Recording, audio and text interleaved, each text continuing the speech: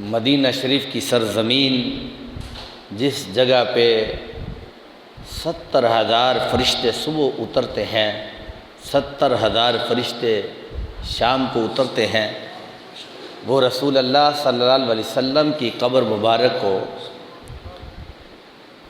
اپنے پروں سے لپیٹ لیتے ہیں، ارد گرد جمع ہو کر رسول اللہ صلی اللہ علیہ وسلم کی ذات ببرکات پر درود و سلام پڑھتے ہیں۔ مدینہ شریف وہ سرزمین ہے جہاں پر ہمارے آقا و مولا حضرت سیدنا محمد مصطفیٰ صلی اللہ علیہ وآلہ وسلم کی ذات ببرکات موجود ہے، جس ذات کی وجہ سے رب ذوالجلال نے پوری کائنات کو پیدا کیا اور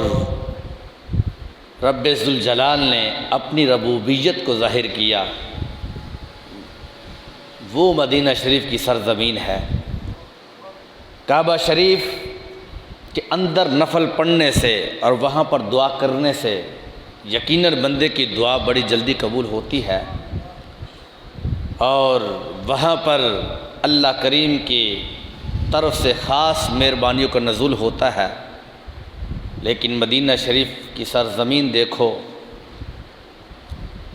کہ رب ذوالجلال نے ان کو کیا شان دی ہے۔ تفسیر عزیزہ کے اندر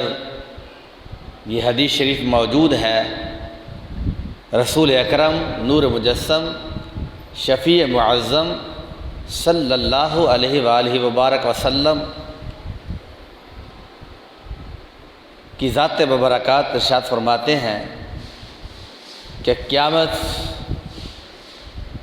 میں جس وقت فرشتے زمین پر اتریں گے اور اتر کر کعبہ شریف کو اٹھا کر دلہن کی طرح سجا کر اس کعبہ شریف کو میدان محشر کی طرف لے آئیں گے، سید عالم صلی اللہ علیہ وسلم ارشاد فرماتے ہیں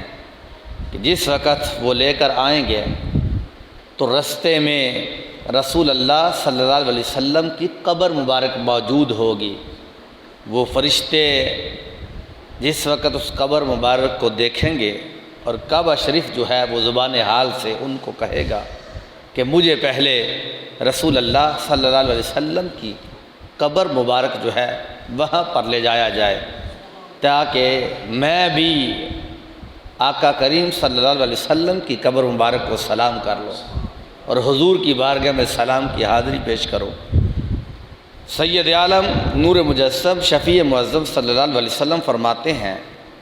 کہ جس وقت کعبہ شریف میری قبر پر آئے گا تو وہ بڑی فصیح زبان کے ساتھ یہ کہے گا، السلام علیکہ یا محمد صلی اللہ علیہ وسلم، اے محمد صلی اللہ علیہ وسلم آپ پر سلام ہو۔ یہ کعبہ شریف رسول اللہ صلی اللہ علیہ وسلم کی بارگاہ میں سلام پیش کرے گا، سرکار کی قبر مبارک کے پاس کھڑے ہو کر رسول اکرم صلی اللہ علیہ وسلم آگے سے پھر قبر مبارک سے یہ جواب دیں گے، وعلیک السلام یا بیت اللہ، اے اللہ کے گھر تم نے مجھ پر سلام بھیجا ہے، میں بھی تمہیں سلام بھیجتا ہوں، تیری اوپر میں بھی سلام بھیجتا ہوں۔ پھر سید عالم صلی اللہ علیہ وسلم اس کعبہ شریف سے پوچھیں گے، اے کعبے مجھے بتا تیرے ساتھ میری امت نے کیا سلوک کیا ہے، کیا حال تمہارا کیا ہے،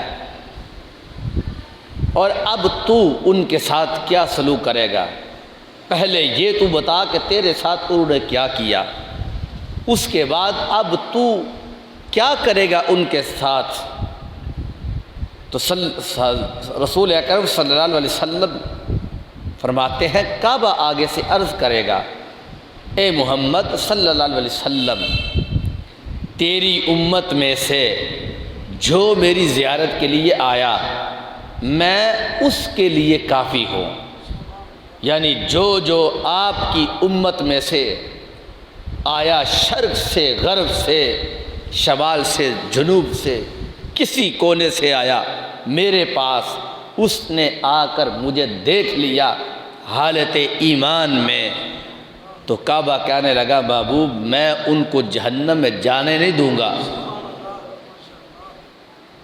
اور جو میری زیارت کے لیے میرے نبی علیہ السلام نہ آ سکا، یعنی جس نے مجھے نہ دیکھا، میرا طواف نہ کر سکا، تو کیا کہا کعبہ شریف آگے سے کہے گا فاللہ کافیکم، اے میرے نبی علیہ السلام اللہ کی قسم ہے اس بندے کو آپ جہنم میں جانے نہیں دو گے، جس نے مجھے دیکھ لیا میں تو اس کو جہنم میں جانے نہیں دوں گا، جس نے نہ دیکھا اس کو آپ جہنم میں جانے نہیں دو گے۔ تو میں کہتا ہوں کعبہ شریف کا بھی اس معاملے میں عقیدہ تو دیکھو سرکار کے بارے میں، اب جس نے کعبہ شریف کو دیکھنا ہے اسی نے تو مدینہ شریف میں جانا ہے، جس نے کعبہ شریف کی زیارت کرنی ہے وہاں پہ عمرہ کرنا ہے، وہاں پہ حج کرنا ہے، اسی نے تو مدینہ شریف میں آنا ہے۔ تو کعبہ شریف کہنے لگا کہ میرے نبی علیہ السلام مجھے پتہ ہے کہ رب نے آپ کو بڑی طاقت دی ہے، آپ کے کلمہ شریف کے اندر بڑی طاقت ہے، جس نے آپ کا کلمہ شریف پڑھ لیا وہ کبھی بھی جہنم میں نہیں جائے گا۔ میرے نبی علیہ السلام آپ کو رب نے اپنی جناب سے بڑا ہی علم دیا ہے، میں اگرچہ وہاں تک نہیں دیکھ سکتا لیکن میرے نبی علیہ السلام آپ کو تو رب نے ہر چیز کا علم دیا ہوا ہے،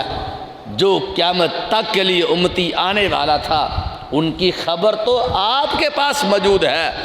جو بندہ بھی آپ کے اوپر درود و سلام پڑھنے والا ہے میرے نبی علیہ السلام آپ اس سے باخبر ہو، تو اس لیے کہ میرے نبی علیہ السلام آپ جو ہیں، جو بندہ میرے پاس نہ آ سکا وہ آپ اس کے لیے کافی ہو، جو بندہ میرے پاس آیا یہ میری ذمہ داری ہے کہ میں اس کو جہنم میں جانے نہیں دوں گا، لیکن جو نہ آ سکا میرے نبی علیہ السلام آپ اس کو جہنم میں جانے نہیں دو گے۔ اب دیکھیں کعبہ شریف جو قرب قیامت سرکار کے قدمین شریفین میں کھڑے ہو کر سرکار کی بارگاہ میں سلام پیش کرے گا، دوسری طرف سرکار کی یہ حدیث شریف میں موجود ہے، رسول اکرم صلی اللہ علیہ وسلم نے فرمایا من خرج لا یرید الا الصلاۃ، یعنی حج یقیناً کعبہ شریف میں ہوتا ہے، یقیناً میدان عرفات وہاں ہے، میقات وہاں ہے، رمی وہاں پر ہوتی ہے، سعی وہاں پر ہوتی ہے، لیکن سرکار مدینہ صلی اللہ علیہ وسلم نے فرمایا میری امت پریشان نہیں ہونا، اگر کعبہ شریف میں حج ہوتا ہے تو سرکار فرماتے ہیں من خرج لا یرید الا الصلاۃ، جس نے میری مسجد میں آ کر ایک نماز پڑھی، فی مسجدی میری مسجد میں آ کر حتی یصلی فیہ کن بمنزلۃ حجہ، رب ذوالجلال اس بندے کو ایک نماز پڑھنے سے حج کا ثواب عطا فرما دیتا ہے۔ یہ تو صحابہ کرام علیہ الرضوان نے بھی کہا تھا کہ جس وقت محبوب علیہ السلام وہ جو کعبہ شریف کے اندر رہنے والے لوگ ہیں وہ حج کرتے ہیں، عمرہ شریف کرتے ہیں، آئے دن ہر روز کر سکتے ہیں کیونکہ کعبہ شریف ان کے پاس ہے، ہم وہاں پر جاتے ہیں پیدل سفر کر کے، جتنی دیر میں پیدل سفر کر کے ہم جاتے ہیں وہ پتہ نہیں کتنے عمرے کر لیتے ہیں، تو وہ تو نیکی میں بڑھ گئے ہم سے۔ تو ہمارے آقا علیہ الصلوۃ والسلام نے پھر مسجد قباء کی بارے میں سرکار نے فرمایا جس بندے نے مسجد قباء شریف کے اندر 2 رکعت نفل ہی پڑھ لیے رب ذوالجلال ان کو عمرے کا ثواب عطا فرما دیتا ہے۔ لیکن اس جگہ پہ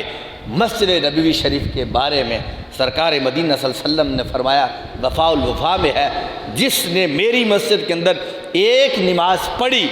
رب ذوالجلال اس بندے کو ایک نماز کا ثواب جو ہے وہ حج جتنا عطا فرماتا ہے، جتنا حج کا ثواب ہوتا ہے اتنا اس بندے کو ثواب ملتا ہے۔ تو پتہ چلا ایک نماز پڑھنے سے ایک حج کا ثواب ہے، اور بندہ 5 دن کے اندر نمازیں پڑھے تو پھر 5 حج کا ثواب ہوا۔ تو سرکار فرماتے ہیں جس نے میری مسجد شریف کے اندر 40 نمازیں پڑھ لی، قیامت والے دن میں رب کی بارگاہ میں اس بندے کی سفارش کروں گا، اس کا بازو پکڑ کر سیدھا جنت میں داخل کر دوں گا۔ اور پھر یہ بات یہاں تک کہ رکی نہیں، آگے سرکار فرماتے ہیں من حج مکہ ثم قصدنی فی مسجدی کتب اللہ کاتب لہ حجتان مبرورتان۔ رسول اللہ صلی اللہ علیہ وسلم نے فرمایا جس نے مکہ میں حج کیا پھر میری مسجد کا ارادہ کیا، حج اس نے مکہ شریف کے اندر کیا، ارادہ اس نے پھر میری مسجد کا کیا، تو ہمارے آقا علیہ السلام فرماتا ہے کاتب لہ حجتان مبرورتان، رب ذوالجلال اس کو 2 حج کا ثواب عطا فرما دیتا ہے۔ یعنی ایک حج تھا مکہ شریف میں، پھر وہاں سے نکل کر پھر وہ مدینہ شریف کی سرزمین پر آیا، تو ہمارے آقا علیہ السلام فرماتے ہیں اب بھی اس نے نماز نہیں پڑھی، اس نے کوئی نفل نہیں پڑھے، کچھ نہیں کیا، صرف مسجد میں داخل ہوا تھا۔ تو سرکار چونکہ فرماتے ہیں جو کعبہ شریف میں آتا ہے، جو میری مسجد میں آتا ہے، وہ چونکہ وہ میرا مہمان ہوتا ہے، وہ رب کا مہمان ہوتا ہے، تو مہمان کی تو مہمان نوازی بھی تو ہوتی ہے۔ سرکار فرماتے ہیں مدینہ شریف میں جو آتا ہے اس کا میزبان میں ہوں، جو سب سے پہلے نمبر پر اس میرے امتی کو جو مہمان نوازی کے طور پر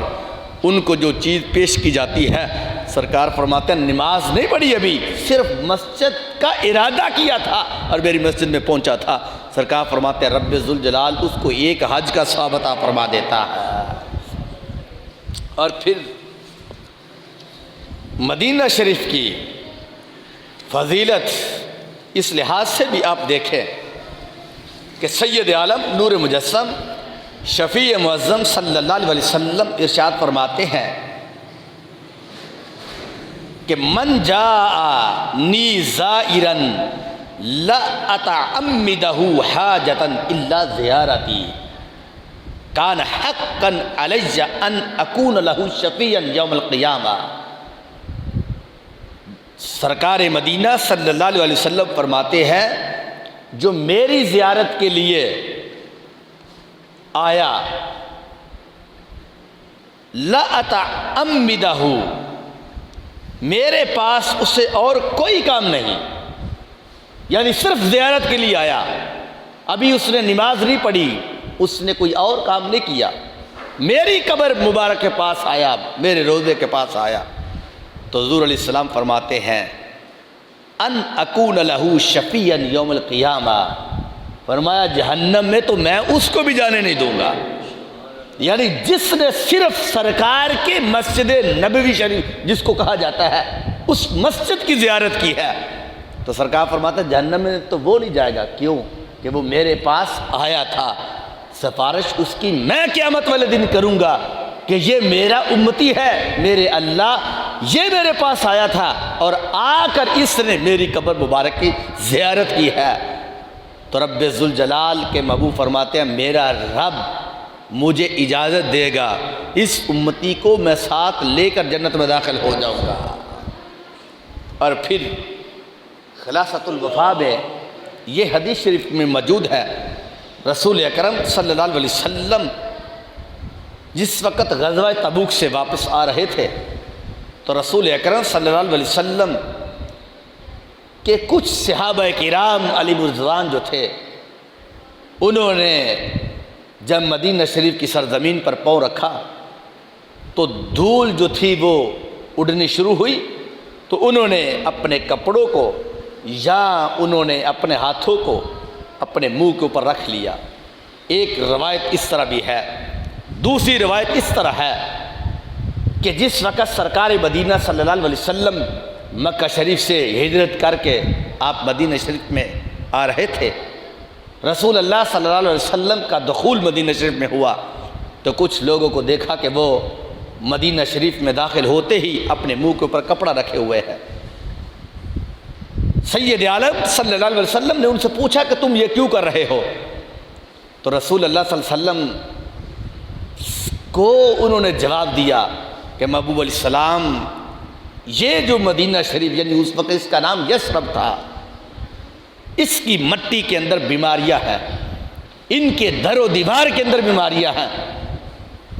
ان کی مٹی جس کے اندر داخل ہوتی ہے اس کے مٹی کے ساتھ جو بھی لگ جاتا ہے وہ بندہ بیمار ہو جاتا ہے۔ تو ہمارے آقا علیہ السلام نے فرمایا والذی نفسی بیدہ، قسم ہے اس ذات کی جس کے قبضہ قدرت میں میری جان ہے، فی غبارہا شفاء من کل داء، فرمایا اب یہ مدینہ شریف کی مٹی بیماری والی مٹی نہیں رہ گئی، اس مٹی کے ہر ذرے کو میرے رب نے شفا والا ذرہ بنا دیا ہے، اس مٹی کو رب نے شفا والی مٹی بنا دیا ہے، شفائے مدینہ جو ہے اس کو بنا دیا ہے۔ اب یہ سرکار کے قدمین شریفین کے نیچے لگنے والی مٹی ہے جس سے لوگ شفا حاصل کرتے ہیں، یہ وہ مٹی ہے جہاں پر رب کے قدسی اترتے ہیں۔ تو تم سوچو تو صحیح کہ جس قدمین شریفین کے نیچے لگنے والی مٹی جو ہے وہ انسان کی زندگی کے اندر بیماریوں کو ختم کرتی ہے، تو اس مٹی کے مالک رسول اللہ کا کیا عالم ہوگا، مدینہ شریف کے مالک کا کیا عالم ہوگا جو دو جہانوں کا والی ہے، جن کے قدم کو چھومنے کے لیے رب کا عرش جو ہے وہ ترستا ہے، اس مالک کونین کا عالم کیا ہوگا۔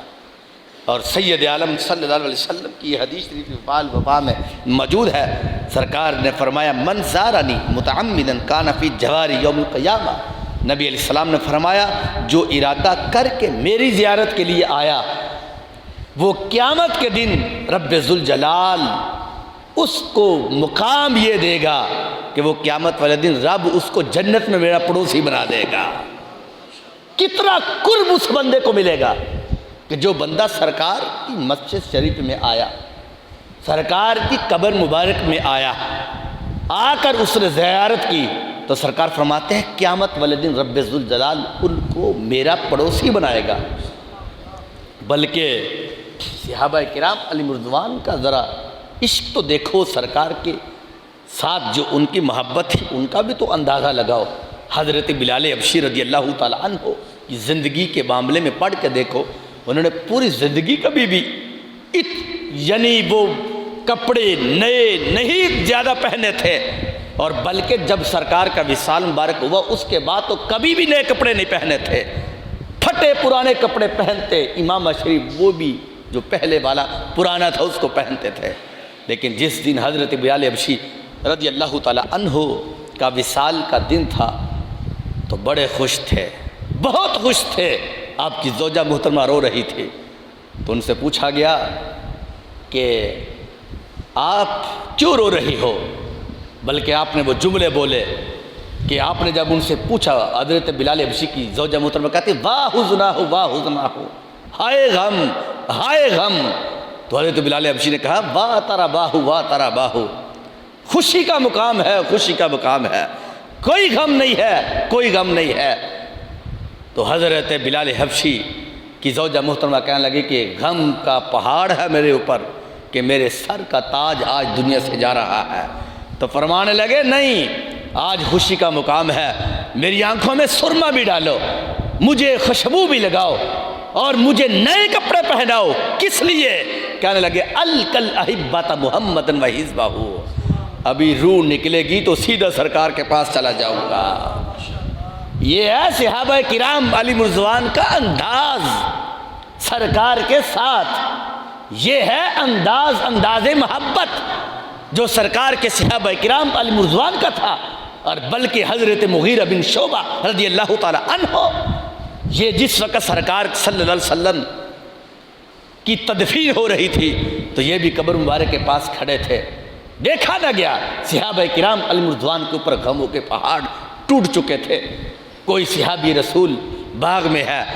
ان کو باغ میں پتہ چلا کہ سرکار دنیا سے پردہ کر گئے ہیں، اسی وقت انہوں نے ہاتھ اٹھائے، کہتے ہیں یا رب ذوالجلال، یہ آنکھیں جو تھی تیرے محبوب کو دیکھنے کے لیے تھی، اگر تیرے محبوب نہیں رہے تو ان آنکھوں کی کوئی ضرورت نہیں ہے۔ اسی وقت بینائی چلی گئی۔ حضرت عمر فاروق رضی اللہ تعالی عنہ تلوار لے کر باہر نکل آئے تو کہنے لگے کوئی بندہ یہ نہ کہے کہ سرکار مدینہ صلی اللہ علیہ وسلم دنیا سے پردہ کر گئے ہیں، کسی کی زبان سے اگر سنا تو میں اس کے سر کو قلم کر کے رکھ دوں گا۔ یہ تو کفیت تھی صحابہ کرام علیہم رضوان کی۔ حضرت عبداللہ بن عمر رضی اللہ تعالیٰ عنہ رات جب سرکار کا وصال ہوا تو اس کے بعد آپ کو نیند نہیں آتی تھی، تو آپ سرکار کا ذکر شروع کر دیتے، اتنا ذکر کرتے کہ ہچکیاں بند جاتی ہچکیاں، اور سینہ مبارک آنسوں سے تر ہو جاتا، ذکر کرتے کرتے کرتے کرتے صبح ہو جاتی۔ یہ تھا ان کا انداز محبت، یہاں تک کہ حضرت مغیرہ بن شعبہ رضی اللہ تعالیٰ عنہ جب سرکار کو دفن کیا جا رہا تھا تو حضرت مغیرہ بن شعبہ سے رہا نہ گیا، انہوں نے سرکار اپنی انگوٹھی کو اتار کر سرکار کے قبر مبارک میں جو ہے وہ پھینک دی۔ جب اس کو پھینکا گیا، حضرت مغیرہ بن شعبہ رضی اللہ تعالیٰ عنہ نے حضرت علی پاک رضی اللہ تعالیٰ عنہ سے کہا کہ یا علی، یہ میری انگوٹھی ہے، اس کے اندر گر گئی ہے سرکار کی قبر مبارک میں، یہ مجھے عطا فرما دے، لیکن انگوٹھی میری ہے، میں خود جا کے قبر مبارک سے لوں گا۔ حضرت علی نے ان کو اجازت دی۔ حضرت مغیرہ بن شعبہ قبر مبارک میں اترے، قدمین شریفین کی طرف سے اس انگوٹھی کو پکڑا، پھر سرکار کے قدم مبارک کی طرف سے کفن کو ہٹایا تو سرکار کی تلیوں کو ہاتھ لگا لیا۔ جب تلیوں کو ہاتھ لگایا پھر باہر نکلے، اس کو چوما۔ پوری زندگی آخری عمر تک حضرت مغیرہ بن شعبہ رضی اللہ تعالیٰ عنہ لوگوں سے کہتے رہے، لوگوں مجھے دیکھو اور میرے ہاتھ کو دیکھو، یہ میرا وہ ہاتھ ہے کہ جس ہاتھ نے سب سے آخر میں سرکار کے قدموں کو چوما ہے، یہ وہ ہاتھ ہے جس نے سب سے آخر میں سرکار کے کفن مبارک کو ہاتھ لگایا ہے۔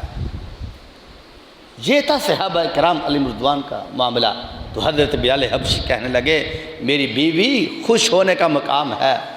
الکل احبت محمدن وحزبہ، ابھی روح نکلے گی، قبر میں جاؤں گا، سرکار سے ملوں گا، ان کے غلاموں سے ملوں گا، سیدنا ابو بکر صدیق سے ملوں گا، میں تو خوش ہوں اس معاملے میں۔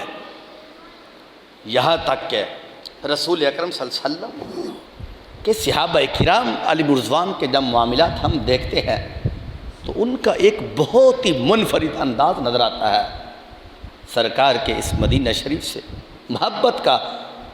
سیدنا فاروق اعظم رضی اللہ تعالیٰ عنہ تو پوری زندگی آپ دعا ہی یہ کیا کرتے تھے، اللہم ارزقنی شہادتاً فی سبیلک واجعل موتی فی بلد حبیبک۔ یہ پوری زندگی آپ دعا کرتے رہے۔ کیا دعا تھی؟ اے اللہ مجھے اپنے رستے میں شہادت کی موت عطا فرما دے، اور پھر شہادت کی موت بھی ہو، اور ساتھ یہ بھی کہا واجعل موتی فی بلد حبیبک، جس جگہ پہ میری روح نکل رہی ہو وہ کوئی اور جگہ نہ ہو بلکہ سرکار کا مدینہ شریف ہو، سرکار کا شہر ہو، سرکار کے سرزمین ہو، وہاں پر ہو۔ اور پھر رب نے حضرت سیدنا فاروق اعظم کی دعا کو قبول بھی کیا۔ فجر کی نماز تھی، اس نماز میں اس ظالم نے جو حضرت مغیرہ بن شعبہ کا غلام تھا، اس نے چھرا تیز دھار کر کے سیدنا فاروق اعظم پر حالت نماز میں حملہ کر دیا، زخمی ہو گئے۔ رب کریم نے ان کی دعا کو قبول بھی کیا،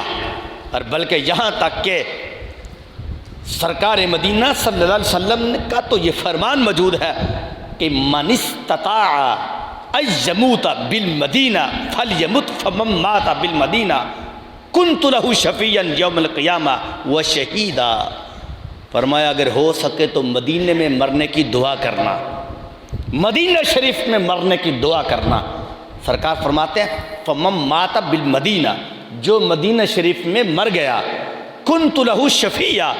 میں اس کی شفاعت بھی کروں گا قیامت والے دن۔ اور پھر اس بندے کی دوسری شان یہ ہوگی کہ شفیعاً و شہیداً یوم القیامہ،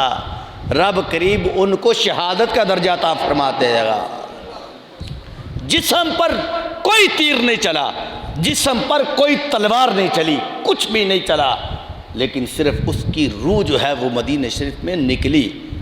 رب ذوالجلال ان کو قیامت والے دن شہادت کا درجہ عطا فرما دے گا۔ اور پھر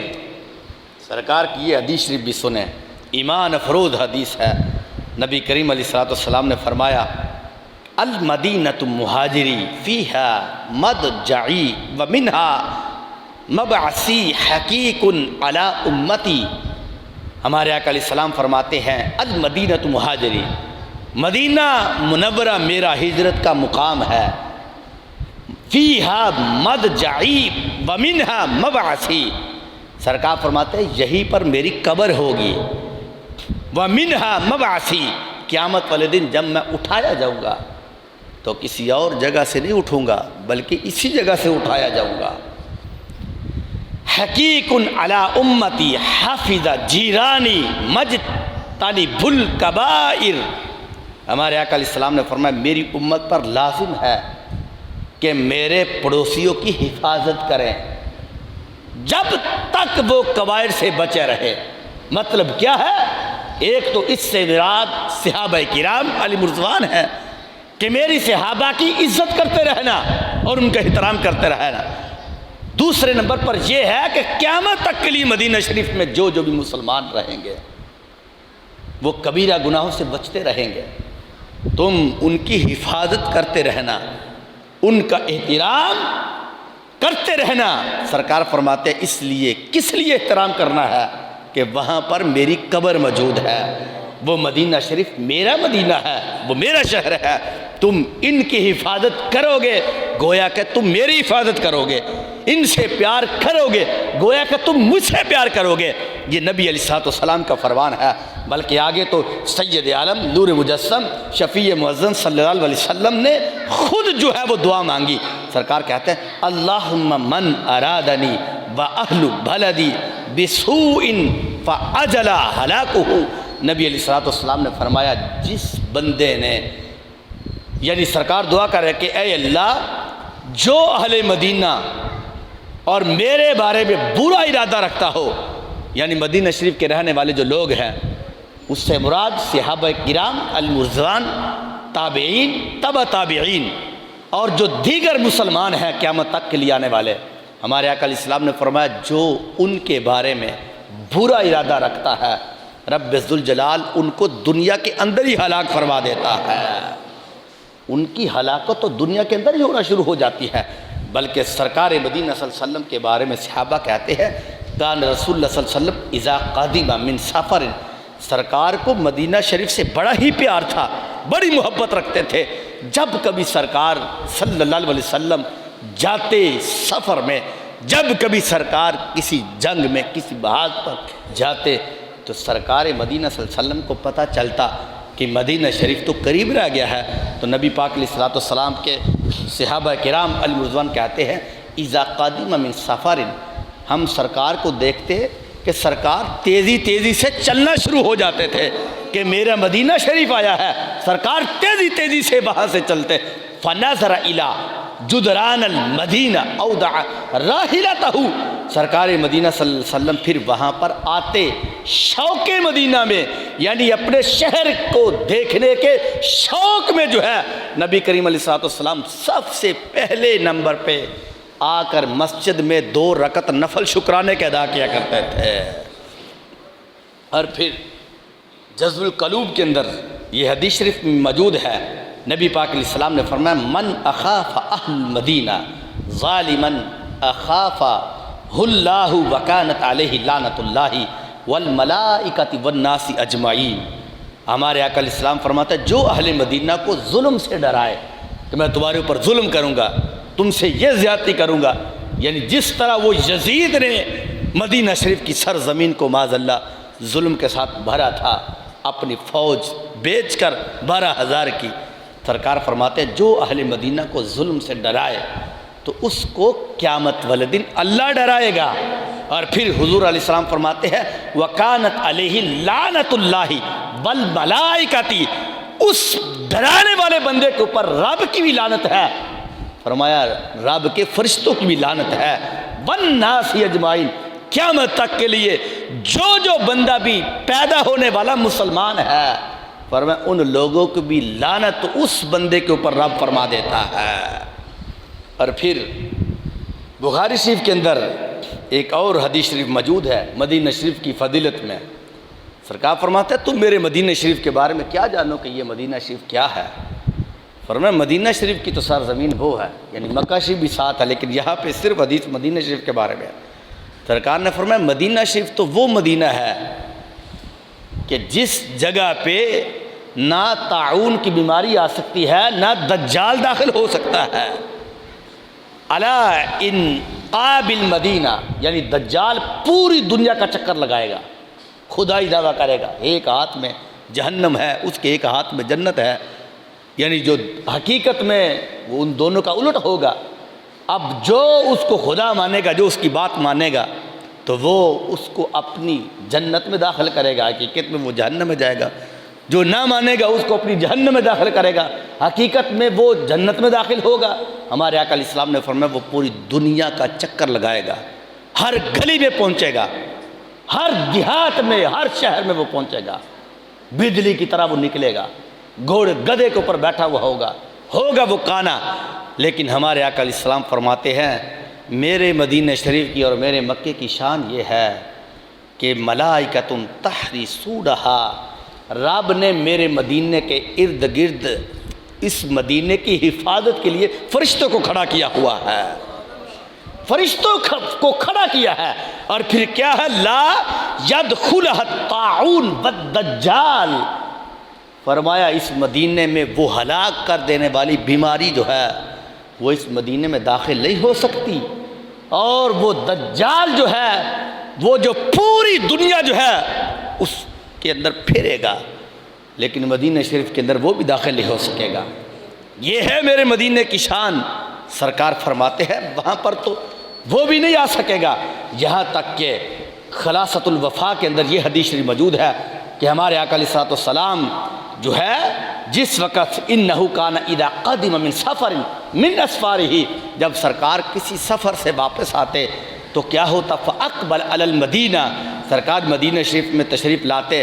تو مدینہ شریف کے قریب ہو کر سرکار کیا کرتے وَيَقُولُ اللَّهُمَّ اجْعَلْ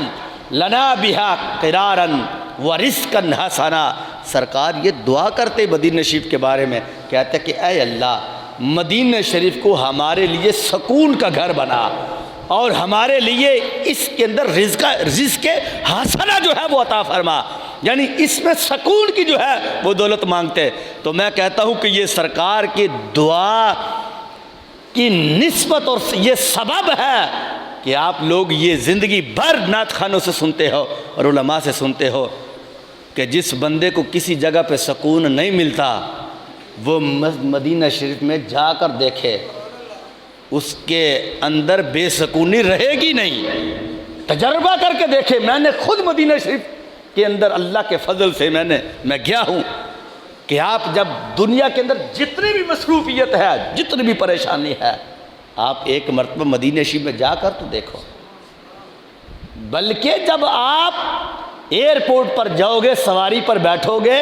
تمہاری پریشانیاں تو ساری وہیں پہ ختم ہو جائیں گی، وہیں پہ رہ جائیں گے۔ اس لیے تو وہ کسی پنجابی شاعر نے کہا تھا چلو چلیے دنیا دی اس نکرے جتھے بندہ نہ بندے دی ذات ہوئے۔ اس سے مراد تو سرکار کی ذات مبارکات ہے کہ مدینہ شریف میں جانے والا بندہ کبھی بھی غم زدہ نہیں رہتا۔ اس لیے تو اللہ حضرت نے کہا تھا کہ غم زدوں کا سہارا ہمارا نبی، بے سہاروں کا سہارا ہمارا نبی۔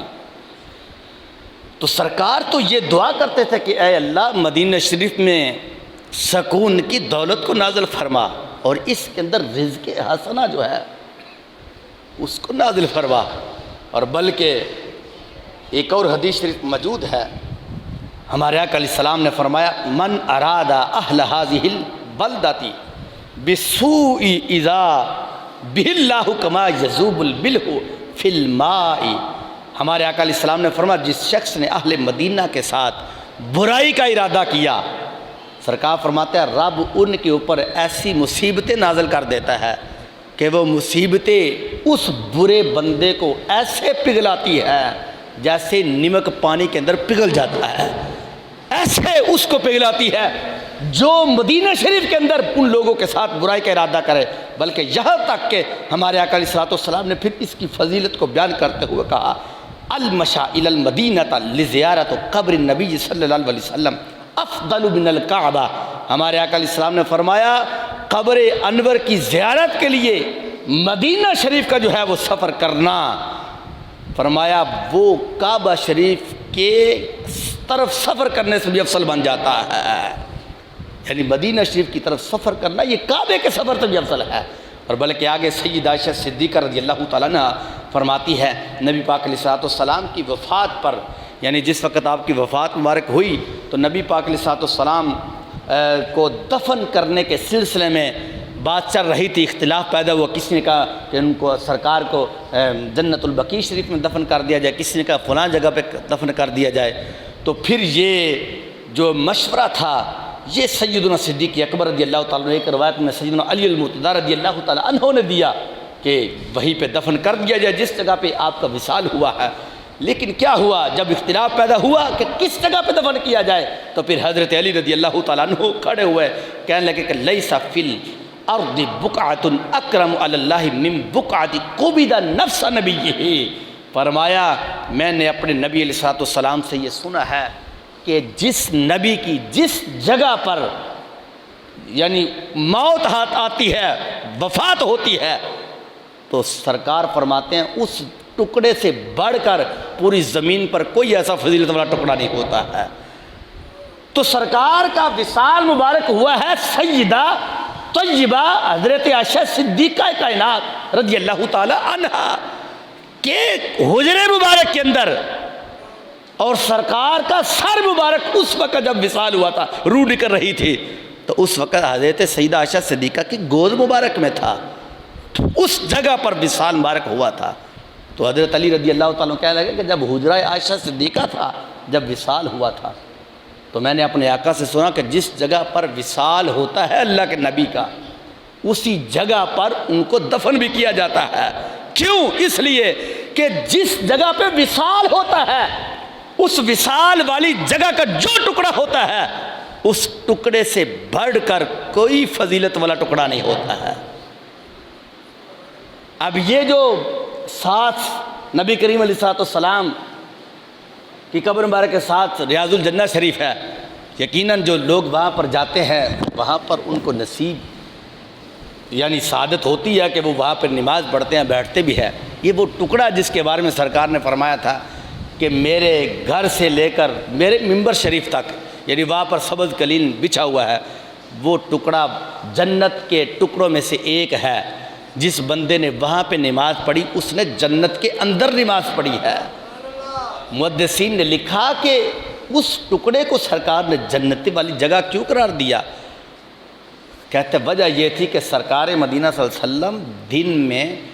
5 مرتبہ اپنے حجرے مبارک سے نکل کر اس ممبر شریف میں مصلی کے اوپر کھڑے ہوتے تھے، وہاں سے گزرتے تھے۔ تو جس جگہ پہ دن میں سرکار 5 مرتبہ گزرتے ہیں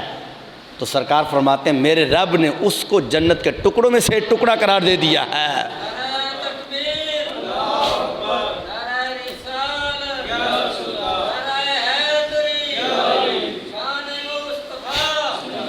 اب وہ جنت کے ٹکڑوں میں سے ایک ٹکڑا ہے، دن میں 5 مرتبہ گزرے،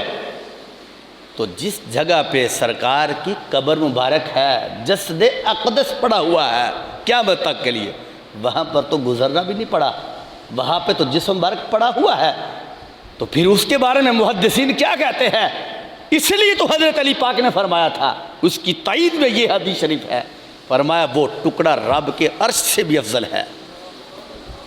کیونکہ عرش وہ ہے جس جگہ پہ سرکار کے نالین پاک لگے ہوئے ہیں۔ سرکار کے قدمین شریف فین لگے ہیں، اور جس جگہ پہ سرکار کی قبر مبارک ہے وہاں پر تو سرکار کا پورا جسم لگا ہوا ہے، پورا جسم اقدس لگا ہوا ہے۔ تو اس لیے فرمانے لگے لیس فی الارض بقعۃ اکرم علی اللہ من بقعۃ قبض نفس نبیہ۔ حضرت علی پاک فرمانے لگے جس جگہ پہ سرکار کا وصال ہوا ہے اس ٹکڑے سے بڑھ کر کوئی فضیلت والا اور ٹکڑا نہیں ہے زمین کا۔ تو جو فضیلت والا ٹکڑا ہوتا ہے اسی جگہ پہ اللہ کے نبی کو دفن بھی کیا جائے گا۔ اور پھر نبی پاک علیہ السلام کی ایک یہ دعا بھی موجود ہے، اور یہ دعا جو ہے یہ اس وقت کی دعا ہے کہ جس وقت نبی پاک علیہ السلام مکہ شریف سے ہجرت کر کے جب نکلے تھے، تو چونکہ مکہ شریف بڑا ہی محبوب تھا سرکار کو، تو سرکار باہر نکلے، ایک ٹیلے کے اوپر کھڑے ہو کر مکہ شریف کی طرف منہ کیا، تو نبی علیہ السلام کی آنکھوں سے آنسو آ گئے، رونے لگ پڑے نبی علیہ السلام۔ تو نبی کریم علیہ السلام نے فرمایا کہ ما اطیبک من بلد وحبک الی ولولا ان قومی اخرجونی من قبل، اے مکہ مجھے تو بڑا ہی میٹھا لگتا ہے، بڑا ہی محبوب ہے، میں تجھے کبھی بھی نہ چھوڑتا، کبھی بھی تجھے نہ چھوڑتا اگر میری قوم مجھے اس جگہ پر نکلنے سے مجبور نہ کرتی۔ میری قوم نے مجھے مجبور کیا ہے، میرے رب کا حکم ہوا میں تجھے چھوڑ کے جا رہا ہوں۔ کہتا جب سرکار روئے تو اس وقت پھر رب نے قرآن کی یہ آیت نازل کی، ان الذی فرض علیک القرآن لرادک الی معاد۔ فرمایا میرے محبوب علیہ السلام آپ نہ رو نہ پریشان ہو، ایک زمانہ ایسا آئے گا کہ ہم آپ کو پھر سے مکہ کا والی بنا دیں گے،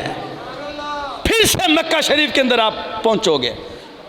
تو جب سرکار روئے نا تو رونے کے بعد یہ ایک تو جملہ بولا، دوسرے نمبر پر سرکار نے یہ دعا کی، اللہم حبب الینا، اے اللہ المدینۃ کا حبنا مکہ او اشد، یا رب ذوالجلال ہمیں مدینہ منورہ محبوب بنا دے جس طرح مکہ مکرمہ ہمیں محبوب تھا، یعنی جس طرح مکہ سے ہمیں پیار تھا اسی طرح ہمیں مدینہ سے بھی پیار کر دے۔ اور پھر بلکہ یہاں تک کہ سرکار نے فرمایا کہ حبنا مکہ او اشد، کہ بلکہ مکہ شریف کی محبت سے بھی زیادہ ہمیں مدینہ کی محبت عطا فرما دے۔ اور بلکہ ایک اور حدیث شریف میں موجود ہے کہ نبی پاک علیہ السلام نے یہ دعا بھی مانگی، اللہم انکا اخرجتنی من احب البقاء الی فاسکنی فی احب البقاء الیکا، اے اللہ یہ مکہ شریف تھا مجھے محبوب، اس مکے سے میں پیار کرتا تھا، تیرا حکم ہوا اس مکے کو چھوڑ دیا جائے تو میں نے چھوڑ دیا، اب مجھے وہ شہر عطا فرما کہ جس شہر کو اللہ تو پسند فرماتا ہے، یعنی جو تجھے پیارا ہے وہ مجھے شہر عطا فرما، کیونکہ مکہ شریف تو مجھے پیارا تھا تو وہ تم نے حکم دیا تو میں نے اس کو چھوڑ دیا، لیکن اب مجھے وہ شہر دینا جو تجھے بھی پیارا ہو اور بہت پیارا ہو۔ تو آپ سوچے تو صحیح، پھر رب کا حکم ہوا، رب کریم نے یہ حکم دیا کہ میرے محبوب علیہ السلام آپ مدینہ شریف میں چلے جائیں، وہ شہر مجھے بڑا ہی پیارا ہے۔ تو آپ سوچیں، ایک ہے رب جس سے پیار کرے، جس شہر سے یا زمین کے جس ٹکڑے سے، اور ایک وہ ہے جس سے اللہ کے نبی علیہ السلام پیار کرے۔ یقیناً وہ جگہ بڑی پیاری ہے کہ جس سے سرکار پیار کریں، کیونکہ سرکار کی پسند رب کی پسند ہے، لیکن جس شہر کو رب بھی پسند کرتا ہے رب کے نبی بھی پسند کرتے ہیں۔ اور بلکہ سرکار کی حدیث شریف موجود ہے کہ اللہ جتنی برکتیں تو نے مکہ شریف میں نازل کی ہیں اس سے 2 گنا زیادہ اس مدینہ میں بھی نازل فرما، جس کے بارے میں 1 گنا سے مراد ہوتا ہے یعنی 2 حصے، یعنی اگر مکہ شریف کے اندر 1 لاکھ نماز کا ثواب تھا تو 2 گنا کے لحاظ سے مدینہ شریف میں 4 لاکھ نمازوں کا ثواب ملتا ہے۔ تو اس لیے سرکار مدینہ صلی اللہ علیہ وسلم نے یہ دعا کی۔ اور بلکہ حضرت رافع بن خداج رضی اللہ تعالیٰ فرماتے ہیں کہ میں نے نبی پاک علیہ السلام کو یہ بات کہتے ہوئے سنا کہ نبی علیہ السلام نے فرمایا کہ المدینۃ خیر من مکہ، سرکار فرماتے ہیں مدینہ شریف جو ہے وہ مکہ سے افضل رب نے بنایا ہے،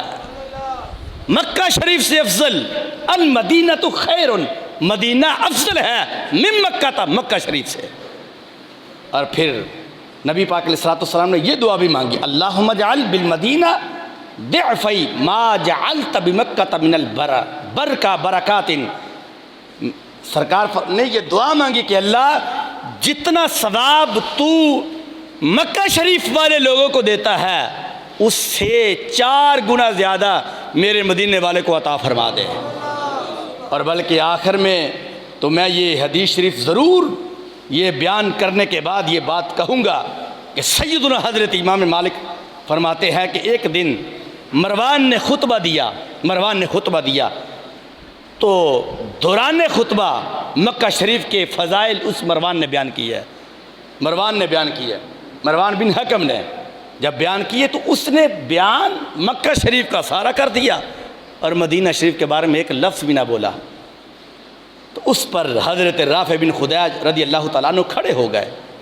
جب کھڑے ہوئے تو آپ نے فرمایا مروان تجھے کیا ہو گیا ہے؟ تو نے مکہ شریف کی تو بڑی ہی فضیلت بیان کی ہے، تو نے مدینہ شریف کے بارے میں تو ایک لفظ بھی نہیں کہا۔ کیا تجھے مدینہ شریف کے بارے میں کوئی فضیلت والا لفظ نہیں آتا، یا سرکار کی حدیث شریف کوئی بھی یاد نہیں ہے کہ سرکار نے جو جملے بولے ہیں مدینہ شریف کی شان میں؟ تو اس نے کہا، حضرت رافع بن خدیج پھر ان کو کہنے لگا کہ اگر تجھے نہیں آتا تو پھر سن لے کہ میں نے اپنے آقا علیہ الصلوۃ والسلام سے یہ سنا تھا، والمدینۃ خیر لہم لو کانوا یعلمون۔ فرمایا مدینہ شریف پوری روئے زمین سے بہترین ٹکڑا ہے اگر کوئی جانتا۔ ساتھ یہ جملہ بولا والمدینۃ خیر لہم لو کانوا یعلمون، اگر میری امت میں سے لوگ جانتے تو پھر اس مدینہ شریف کے ٹکڑے سے بڑھ کر کوئی فضیلت والا ٹکڑا نہیں ہے۔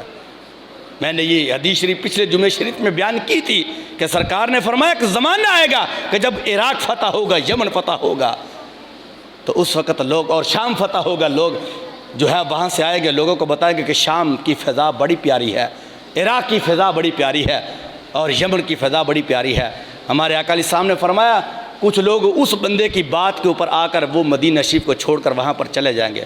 حضور فرماتے ہیں ان کے لیے بہتر تھا کہ وہ مدینے کو نہ چھوڑتے، اس لیے مدینے سے بڑھ کر تو کوئی شام نہیں ہے، مدینے سے بڑھ کر تو کوئی صبح نہیں ہے، مدینہ شریف سے بڑھ کر تو کوئی یمن نہیں ہے، کوئی عراق نہیں ہے۔ اللہ کریم کے حضور دعا ہے کہ خالق کائنات جل جلالہ ہمیں مدینہ شریف، مکہ شریف کی بار بار حاضری عطا فرمائے۔ وما علیہ الا البلاغ المبین۔